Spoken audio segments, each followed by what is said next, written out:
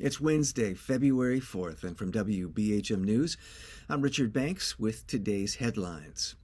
Pressure builds on state lawmakers to prioritize competing educational needs as revenue growth continues to slow. In a legislative hearing held Monday, a parade of state educational leaders made the case for their programs. The Alabama Daily News reports much of the discussion centered on a $380 million shortfall at the Public Education Employees Health Insurance Plan.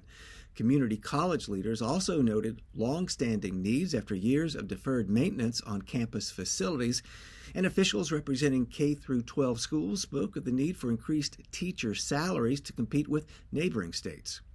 Governor Kay Ivey has proposed a record $10.5 billion education budget. The request comes as Education Trust Fund revenue is down 2.3% for the current fiscal year. An Alabama man faces execution for a 1991 murder, even though he didn't fire the gun or witness the killing. Charles Sonny Burton was involved in a robbery that led to the fatal shooting. Prosecutors argue Burton was a leader of the robbery and culpable for the death. But Burton's attorneys, the victim's daughter, and several jurors now urge Governor Kay Ivey to grant clemency. Even the man who pulled the trigger, Derek DeBruce, who was previously sentenced to death, was later resentenced to life in prison. Matt Schultz, Burton's attorney, said the case represents an extreme outlier among capital cases.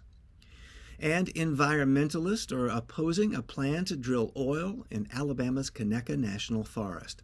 The Center for Biological Diversity and the Alabama Ornithological Society filed an objection on Monday to the U.S. Forest Service proposal. According to a release from the groups, the Conecuh is one of the most biologically diverse forests in the country, sheltering 19 federally protected species of wildlife. With hiking trails, lakes, and free-flowing rivers, the 83,000-acre forest in southern Alabama is also a tourist attraction. The groups are asking the Forest Service to close the Conecuh to new oil and gas leasing.